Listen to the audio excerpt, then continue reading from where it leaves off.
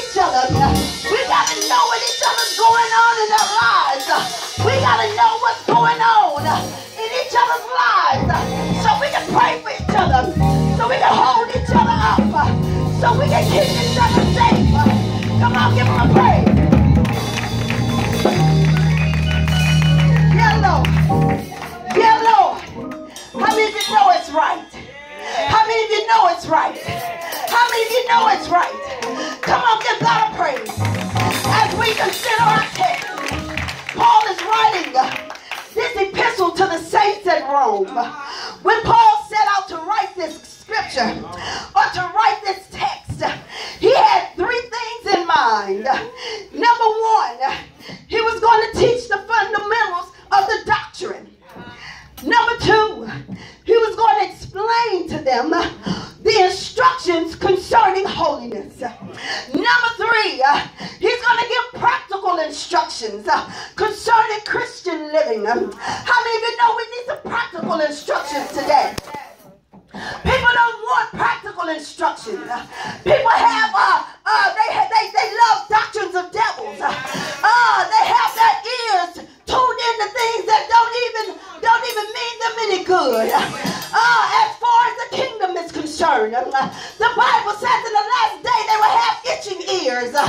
People have itching ears today because they want to hear what they want to hear. They don't want instruction. They don't want nobody to tell them what's right. They don't want to hear anything about the right thing to do.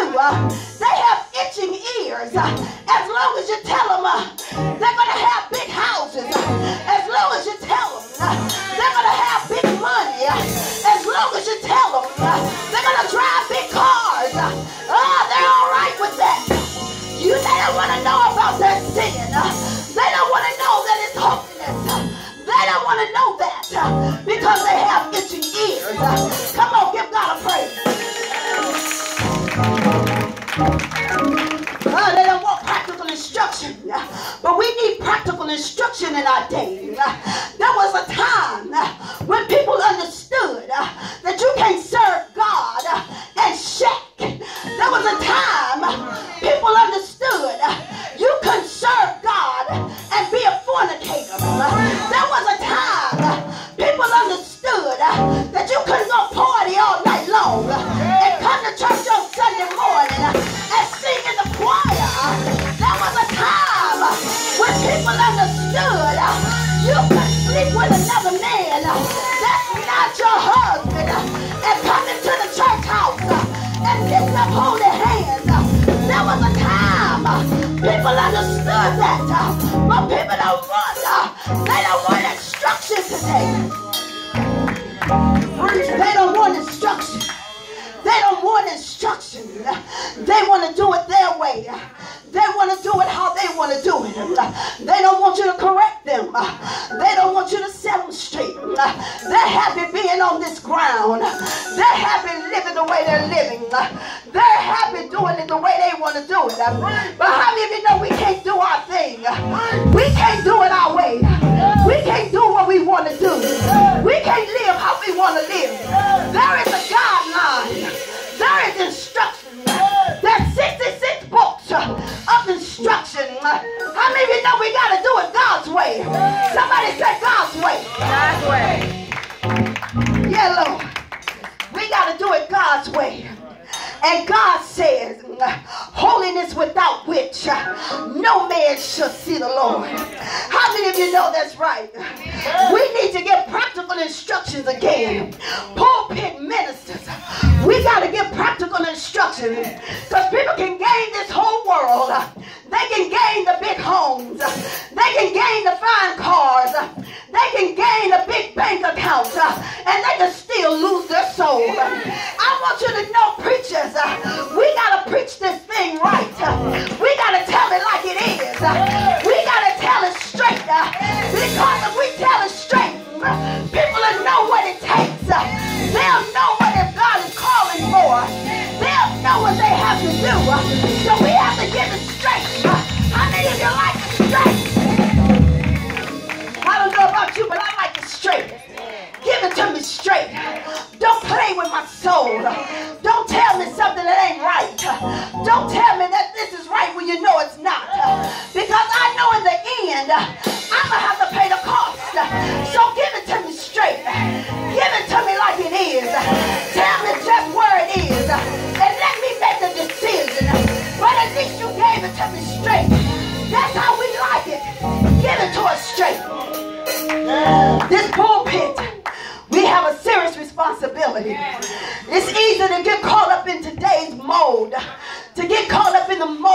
move of today. Today's move is not the move that God wants us to be directed in. So God got to take his people on a left turn. He said, okay, you're going down this road. I need you to make this left turn because I need you to get back on straight street. God needs us on straight street. God needs us to make that U-turn back to straight street because he wants us walking right. He wants us living right. He wants us doing right. How many of you know you got to get back on straight street? But in our text, as we consider our text, Paul is instructing the saints at Rome. He said you got to love each other. He said, and walk in love. Somebody say, walk in love. Walk in love. Paul began to admonish the saints to owe no man nothing but to love one another. Because he that loved one another fulfilled the law. I want you to know the law. You know what the law is. You got to love the Lord with all your heart. And you got to love your brother as yourself. That's the law. So when you love your brother, you're fulfilling the law. Paul began to tell the saints that love worketh no ill. I want you to know you can't hate your brother. You can't do your brother wrong. You can't speak evil against your brother and feel like you are still a saint of God. I want you to know you're walking out of the will of God. In other words, you can't have evil in your heart against your brother and feel all right about your walk in Christianity. In other words, you can't say you love me, but you are watching and waiting on me to fail.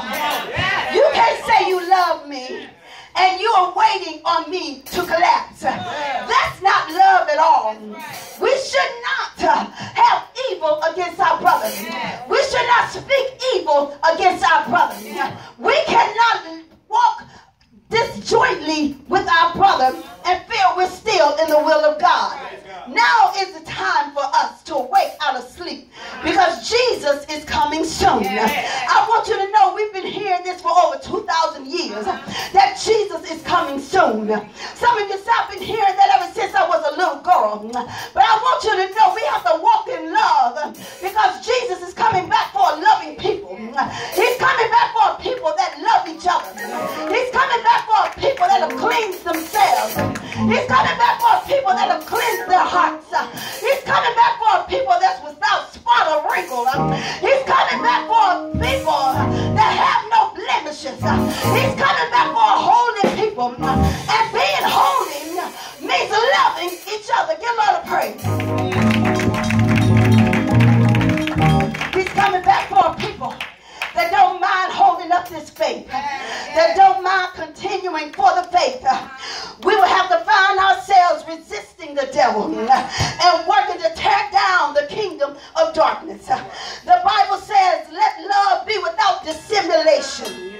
What Paul is saying is, let love be without hypocrisy. How many of you know we can't love with hypocrisy? We can't love with hypocrisy. The way you love with hypocrisy is that you love one person because they live in a fine home. You love this person that got this 6-figure salary. You love this person because they're riding up in a new Mercedes Benz. So when they come into the house, you got a lot of love for them. And then there's this one that don't have all of these things. I had to wear the same dress 2 Sundays in a row. You don't love me. I want you to know that's hypocrisy. There should be no isms and schisms amongst us. There should be no big eyes and little U's amongst us. There should be nobody that sit in a good place and somebody else that sit in a bad place. Because God said, let love be without hypocrisy. Let love be without hypocrisy. Let it be without dissimulation.